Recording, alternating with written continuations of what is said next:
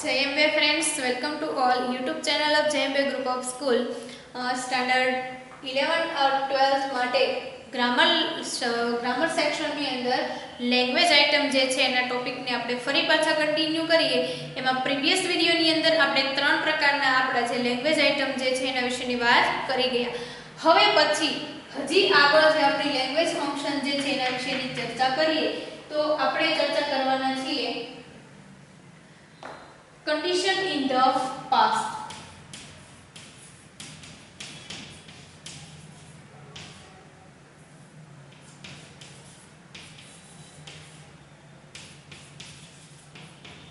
condition in the past બરાબર. હવે આની અંદર શેની વાત આવશે તો કે condition એટલે શું થાય તો કે એક પ્રકારની શરત.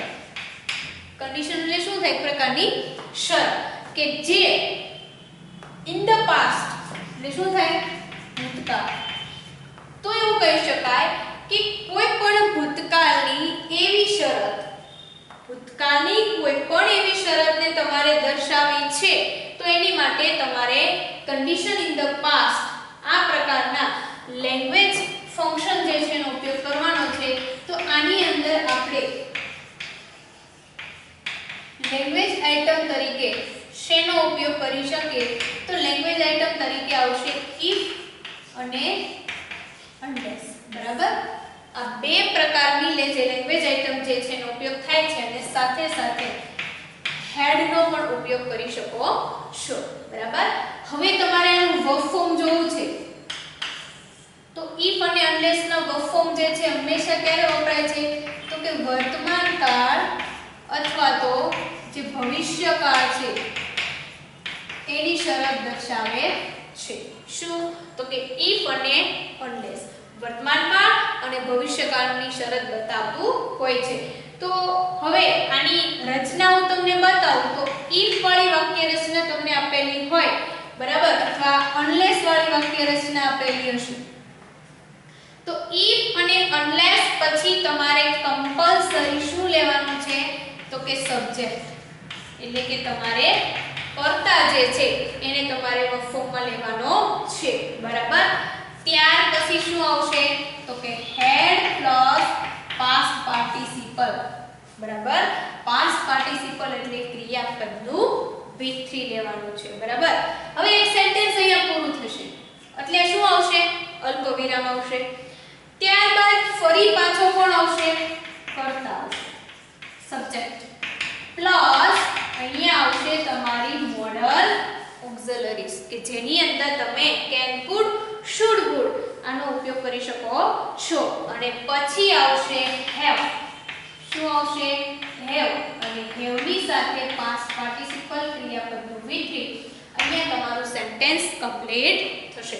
બરાબર. યાદ રાખજો. ફરી એકવાર if અને unless વાક્યની અંદર શરૂઆતમાં આવશે ત્યારે તમારે સબ્જેક્ટ પ્લસ હેડ અને V3 મૂકવાનું છે. એક સેન્ટેન્સ અહીંયા પૂરું થશે ફરી પાછું કર્તા plus modal auxiliaries plus have plus past participle થશે. બરાબર. હવે તમને એમ થાય કે વર્તમાન કાળ અને ભવિષ્યકાળની શરત કીધી છે તો વાક્યની અંદર કેવા પ્રકારનું હોય તો માની લો કે શરૂઆતનું વાક્ય તમને if અથવા unless વાળા વાક્યમાં પ્લસ તમને વર્તમાન કાળ આપેલો હોય. શું આપેલો હોય? વર્તમાન કાળ. તો પછી તમારે કર્તા પ્લસ ભવિષ્યકાળ જે છે એનો ઉપયોગ કરવાનો રહેશે. બરાબર છે. હવે વાત કરીએ હેડની. હેડ પણ તમને આપેલું હોય તો હેડ વાક્યની શરૂઆતમાં હશે તો ત્યારબાદ શું આવશે? સબ્જેક્ટ પ્લસ શું આવશે તો કે પાસ્ટ પાર્ટિસિપલ ક્રિયાપદનું V3 મૂકવાનું છે. અને ક્રિયાપદનું V3 મૂક્યા પછી એક સેન્ટેન્સ તમારું પૂરું થાય પછી પાછો કોણ આવશે? ફરી પાછો કર્તા આવશે અને કર્તા પછી મોડલ ઓક્ઝિલરીઝ આપેલી હશે. મોડલ ઓક્ઝિલરીઝ પણ કેવી હશે તો કે પૂર્ણ રૂપની અંદર આપેલી હોય એટલે સાથે તમારે have plus V3 past participle પણ મૂકવું પડે. ક્લિયર? તો આ ત્રણ પ્રકારની વાક્ય રચના જે છે એનો તમારે ઉપયોગ કરવાનો રહેશે. બરાબર. unless વાળું સેન્ટેન્સ જોઈએ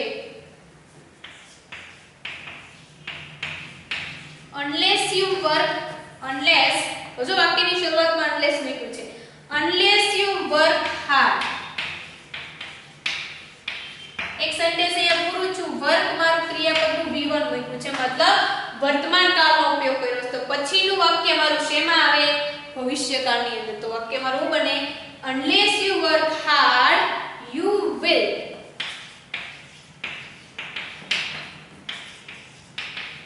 fail in standard 12.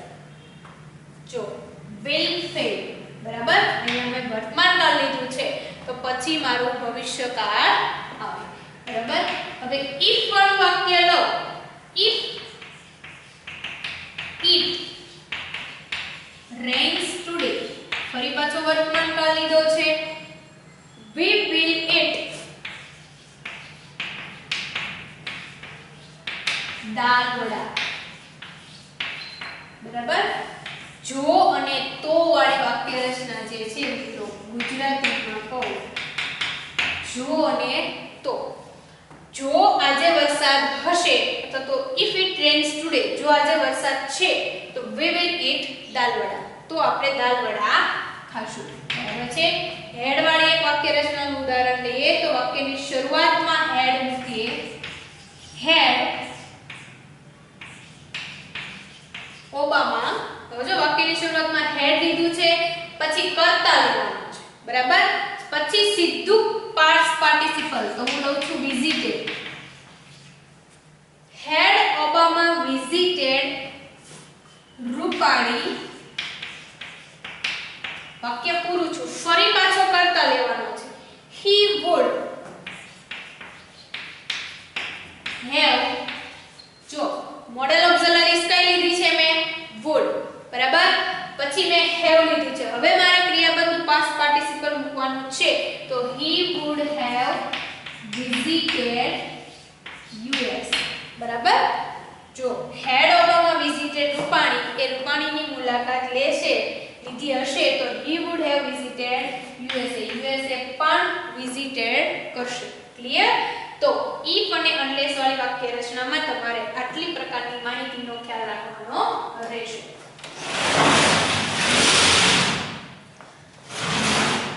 ત્યારબાદ જોઈએ પછીની લેંગ્વેજ ફંક્શન જે છે આપણું, જેની અંદર ઓફરિંગ એડવાઇસ અથવા સજેશન.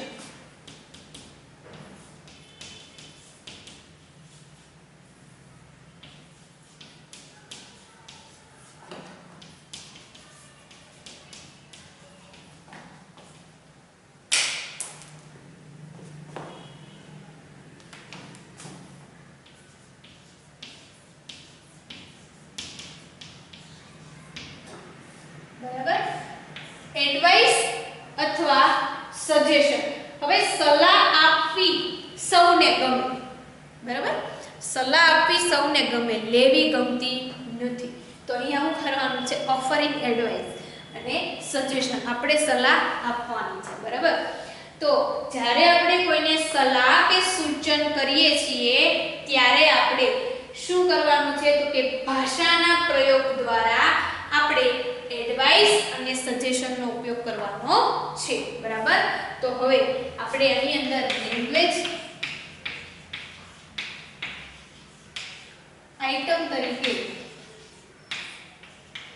શેનો ઉપયોગ કરીએ? તો અહીંયા તમારે 3 પ્રકારની લેંગ્વેજ આઇટમનો ઉપયોગ કરવાનો છે, જેની અંદર આવે છે should, ought to અને had better, બરાબર છે. should, ought to અને had better. હવે આની વર્બ ફોર્મ જો તો બધા જ પછી ક્રિયાપદનું V1, એટલે કે શું મૂકવાનું છે? મૂળ રૂપ મૂકવાનું રહેશે. ગમે એનો ઉપયોગ કરો, તમારે should, ought to કે had better લ્યો એટલે એના પછી ક્રિયાપદનું હંમેશા V1 આવશે, બરાબર. વાક્ય જોઈએ. ફોર એક્ઝામ્પલ તરીકે should વાળું વાક્ય લઈએ, બરાબર. We should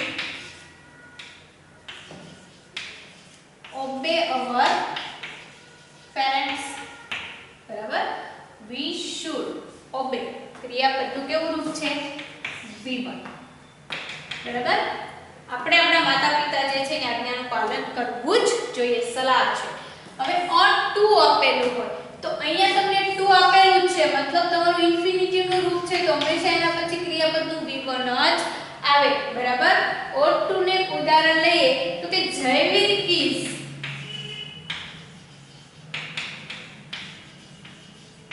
weak, બરાબર. જયવીર weak છે તો એને શું કરવું જોઈએ તો કે he ought to join. જો જયવીર weak છે તો એને શું જોઈન કરવું જોઈએ તો કે gym, બરાબર છે. તો ઈ weak છે એટલા માટે ought to પછી ક્રિયાપદ જોઈન V1. ખ્યાલ આવે છે? હંમેશા બધે જ ક્રિયાપદનું V1 નો ઉપયોગ કરવાનો છે, બરાબર. હવે had better જોઈએ તો ફોર એક્ઝામ્પલ તરીકે Mr. Rajgor wants to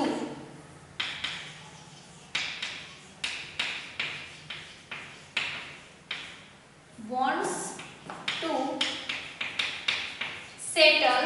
હવે જો આગળના વાક્યનો કોઈ માર્ગ નથી નીકળતો, પાછળ આપણે હેડ બેટર નો ઉપયોગ કરવાનો છે, ધ્યાનમાં રાખવાનું છે. Mr. Rajgor wants to settle in Canada. ઈ કેનેડામાં સેટલ થવા ઈચ્છે છે. એક વાક્ય મારું પૂરું થયું. તો હવે એને શું કરવું જોઈએ? સલાહ હું શું આપું તો કે he had better. હવે મારે ક્રિયાપદ લેવાનું છે. he had better join IELTS class જે છે ઈ એને જોઈન્ટ કરવા જોઈએ. ખ્યાલ આવે છે મિત્રો? had better join, બરાબર. ધ્યાન રાખજો મિત્રો, સલાહ આપો છો એના મતલબમાં સેન્ટેન્સ બનવા જોઈએ. Clear? We should obey our parents. obey plus ક્રિયાપદનું V1. Jayveer is weak, A weak છે અને શું કરવું જોઈએ તો કે he ought to join gym, એને gym જોઈન કરવું જોઈએ. Mr. Rajgor wants to settle in Canada, Canada settle થવા ઈચ્છે છે તો he had better, એને શું એના માટે સારું છે તો he had better join IELTS classes, બરાબર. તો આ પ્રકારના તમને લેંગ્વેજ ફંક્શન જે છે એ તમને સજેશનના રૂપમાં પૂછે તો આ ત્રણ પ્રકારની જે લેંગ્વેજ આઇટમ જે છે એનો ઉપયોગ કરવાનો રહેશે, બરાબર. પછીના લેંગ્વેજ ફંક્શન જે છે એને પછીના વિડિયોની અંદર સમજીએ. અહીંયા સુધી રાખીએ. Thank you so much.